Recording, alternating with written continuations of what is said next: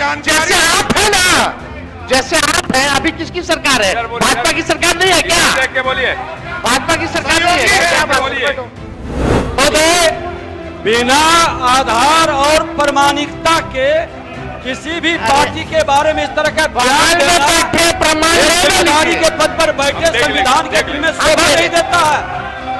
ये गैर संवैधानिक काम करते हैं, बिना प्रमाण के बात रखना। क्या तेजस्वी यादव को न्यायपालिका पर नहीं है भरोसा?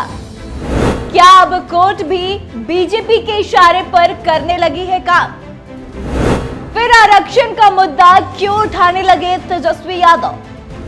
आरक्षण पर सरकार से बेफजूल सवाल क्यों पूछ रहे हैं नेता प्रतिपक्ष?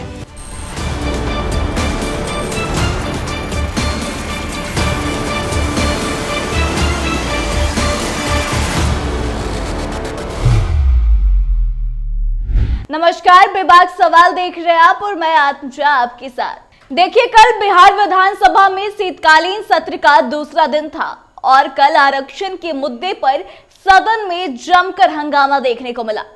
सदन के दौरान विपक्ष का काम होता है सरकार से सवाल पूछना और फिलहाल तेजस्वी तमाम मुद्दों पर सरकार से सवाल पूछ भी रहे हैं, लेकिन आरक्षण पर सवाल पूछने के क्या मायने हैं, ये बात समझ नहीं आती। ऐसा लगता है कि तेजस्वी यादव विधानसभा उपचुनाव में अपनी हार से कुछ ज्यादा ही बेचैन हो उठे हैं, क्योंकि वो भूल गए हैं कि 65% आरक्षण को 9वीं अनुसूची में शामिल ना करने का अंतिम फैसला हाईकोर्ट का था, ना कि बिहार सरकार का।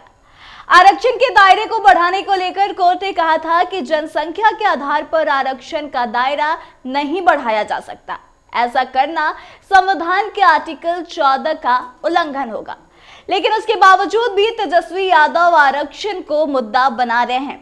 पहले सुनिए कि क्या कुछ कहा है तेजस्वी यादव ने, उसके बाद हम आपको दिखाते हैं कि किस तरह से इस मुद्दे पर भयंकर बवाल विधानसभा में देखने को मिला।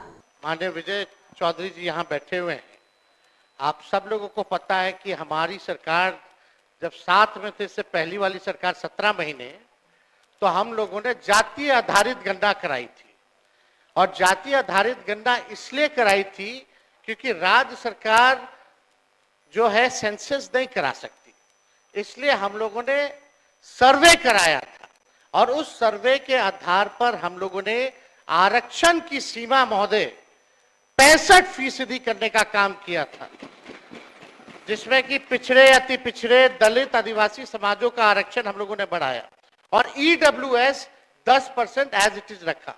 आज संविधान दिवस है महोदय, और संविधान दिवस के दिन पर कम से कम ये चर्चा, कम से कम सरकार से अपेक्षा ये की जाएगी कि इसका कम से कम जवाब देने का काम करे और इस दिशा में आरक्षण जो हमारी सरकार, जो महागठबंधन की थी पूर्व में, जो 65% हम लोगों ने बढ़ाया था, इसके लिए क्या कदम उठा रही है फिर से लाने के लिए।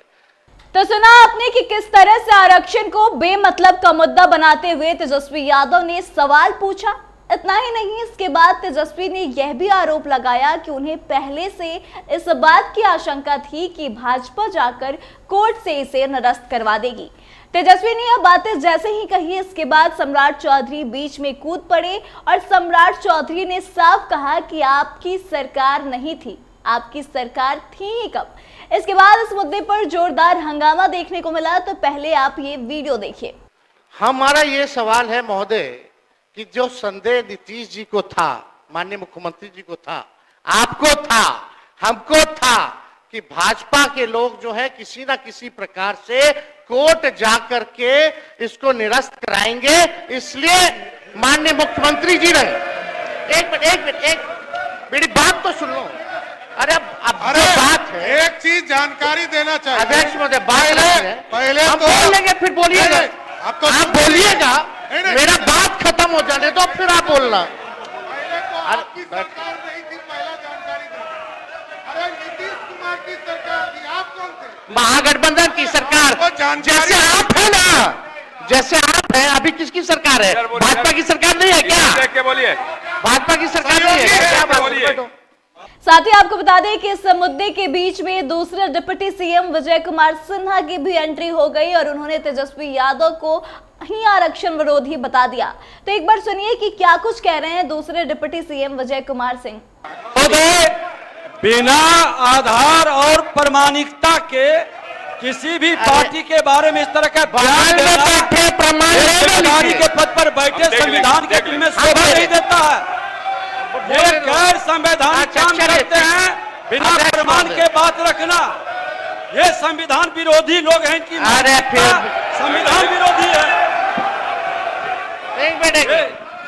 संविधान विरोधी लोग संवैधानिक संस्था का अपमान कर रहे हैं। फिर बोलिएगा। तो सबसे पहले तो देखा आपने कि किस तरह आरक्षण के मुद्दे पर जमकर बवाल हुआ। तेजस्वी ने सवाल पूछा और दोनों डिप्टी सीएम और नेता प्रतिपक्ष के बीच जमकर तकरार देखने को मिली। ऐसे में सवाल उठता है कि क्या तेजस्वी यादव यह मुद्दा सिर्फ और सिर्फ चुनाव के लिए उठा रहे हैं, क्योंकि जैसा कि हम सभी जानते हैं कि इस मुद्दे पर हाईकोर्ट ने साफ कहा कि जनसंख्या के आधार पर आरक्षण का दायरा बढ़ाया ही नहीं जा सकता। ऐसा करना संविधान के आर्टिकल 14 का उल्लंघन होगा। साथ ही कोर्ट ने यह भी कहा था कि इसकी प्रॉपर स्टडी नहीं हो पाई है, तो इसलिए इसको लागू करना सही नहीं है। लेकिन अब तेजस्वी यादव जबरदस्ती इसको मुद्दा बना रहे हैं और कहीं ना कहीं वो हाईकोर्ट को भी चैलेंज कर रहे हैं, क्योंकि कोर्ट ने पहले ही कह दिया है कि संविधान का उल्लंघन है, तो फिर तेजस्वी यह मांग कैसे कर सकते हैं।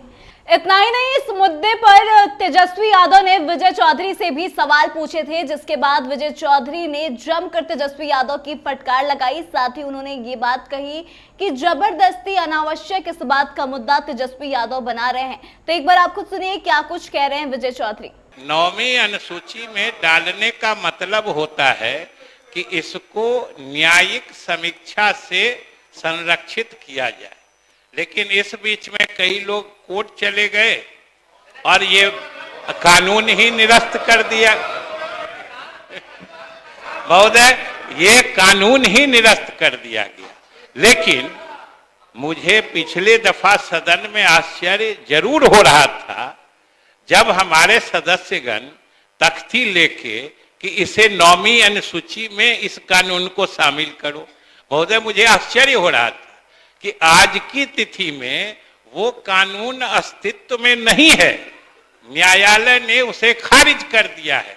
और जो नेता प्रतिपक्ष आप पूछ रहे थे, हमको ये बताने में क्या छिपाना है सरकार को, क्योंकि वो कानून न्यायालय ने निरस्त करते हुए यह भी निर्देश दिया है कि बहालियां किसी हालत में नहीं रुकेंगी। बहालियां आरक्षण के जो पुराने प्रावधान हैं उसके आधार पर आपको जारी रखना है। ये सारे निर्देश न्यायालय ने दिए हैं, इसीलिए पुराने आरक्षण की व्यवस्था से ये हो रहे हैं। और महोदय, दूसरी बात हम यही कह रहे थे कि इसमें जब सभी दलों का जब सभी दलों का, सभी नेताओं का विचार एक ही जगह है, तो इसमें अनावश्यक राजनीति की तो कोई गुंजाइश नहीं है। तो देखिए, जैसा कि हमने आपको बताया कि बिहार विधानसभा का शीतकालीन सत्र चल रहा है और सत्र के दौरान विपक्ष का काम होता है सरकार से सवाल पूछना, और इस काम को तेजस्वी यादव बखूबी निभा भी रहे हैं। विभिन्न मुद्दों पर सवाल पूछ रहे हैं, शिक्षा विभाग से जुड़े मुद्दों पर सवाल पूछ रहे हैं, लेकिन रोजगार और शिक्षा पर सवाल पूछना तो समझ आता है, लेकिन स्मार्ट मीटर और आरक्षण को मुद्दा बनाना यह समझ से परे है। क्योंकि अगर स्मार्ट मीटर की बात करें तो आपको याद दिला दें कि जब स्मार्ट मीटर को लेकर चर्चा चल रही थी तो उस वक्त तेजस्वी यादव खुद सरकार में मौजूद थे, लेकिन उस वक्त तेजस्वी यादव ने इस पूरे मामले पर चुप्पी साध रखी थी। लेकिन जैसे ही सरकार बदली, तेजस्वी यादव अब स्मार्ट मीटर को बड़ा मुद्दा बनाने में जुट गए हैं। वहीं दूसरी तरफ आरक्षण, जिस पर की कोर्ट ने फैसला सुना दिया है, और न्यायपालिका के फैसले पर भी अब तेजस्वी यादव सवाल खड़े कर रहे हैं। तो ये दोनों मुद्दे पर पता नहीं तेजस्वी यादव सवाल पूछकर क्या प्रूफ करना चाहते हैं, जनता को क्या दिखाना चाहते हैं, ये फिलहाल समझ के परे है। लेकिन आपको क्या लगता है कि क्या वाकई में तेजस्वी चाहते हैं कि यह चुनावी मुद्दा बने, क्योंकि हाल ही में बिहार विधानसभा की 4 सीटों पर उपचुनाव हुए हैं और चारों ही सीटों पर महागठबंधन को करारी हार मिली है।